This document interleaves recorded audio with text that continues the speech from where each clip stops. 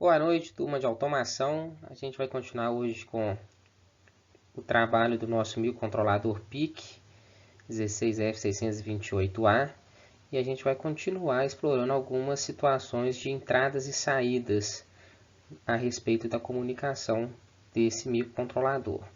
Lembrando que a gente está utilizando o simulador PIC Simlab, comunicando com o MPLAB X funcionando como nossa fonte de programação, como o nosso compilador, beleza? Então eu vou basicamente resolver os dois últimos exercícios que eu deixei para vocês pensarem sobre eles. E a gente vai comentar algumas dificuldades que podem ser encontradas nesses dois exercícios.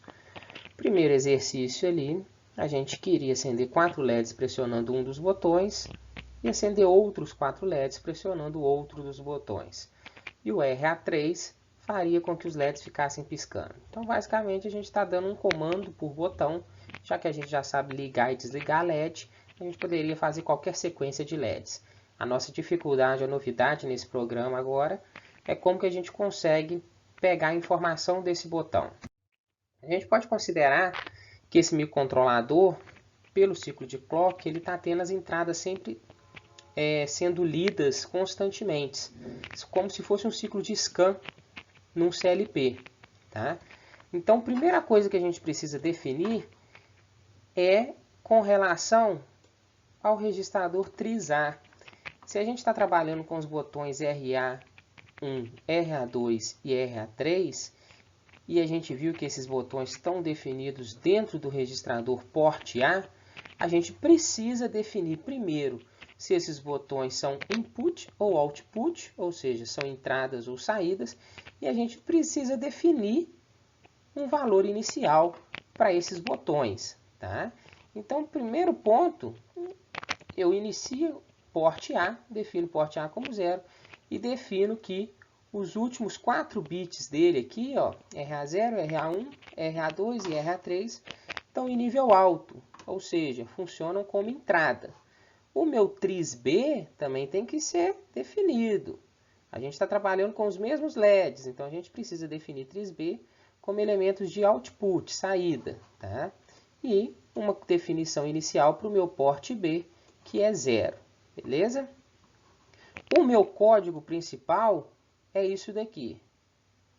Dentro do meu while, então eu vou fazer uma leitura constante se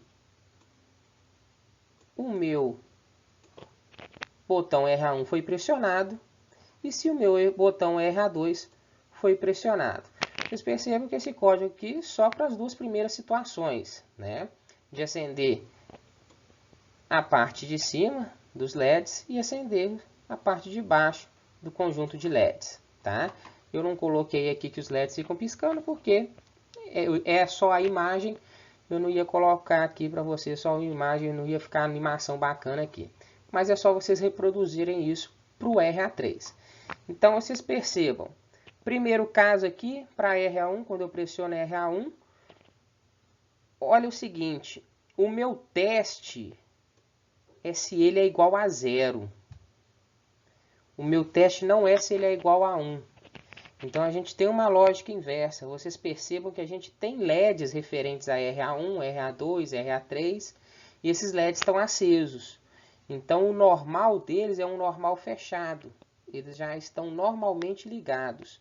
Quando a gente aperta os botões, a alimentação é interrompida. Então, quando a gente aperta os botões, a gente vai ter que a alimentação é cessada. Ou seja, ele joga para nível 0.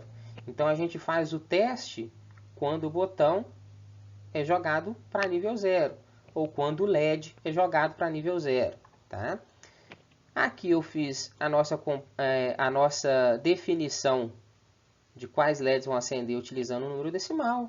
Aqui eu fiz utilizando sistema binário, sem problema nenhum. Vocês podem usar hexadecimal, desde que a gente faça as definições corretas, beleza? Este código é equivalente a esse daqui, ó. Tá?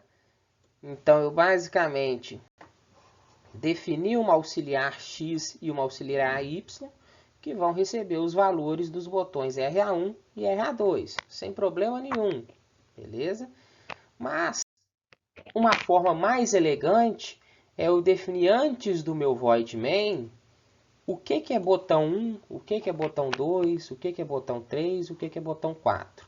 Então eu uso essa diretiva define para definir um nome específico e eu escolho esse nome para cada bit desses registradores, desse registrador port A.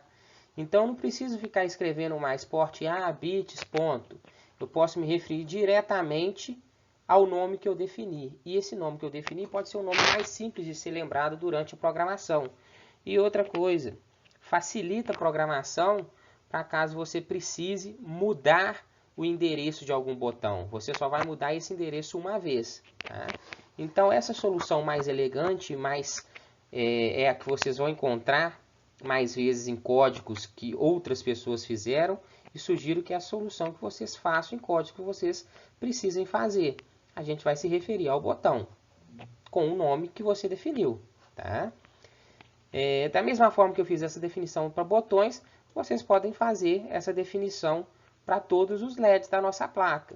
Então, ao invés de usar port B, bit, RB1, você pode chamar de LED 1, LED 2. Isso facilita a nossa programação. Beleza?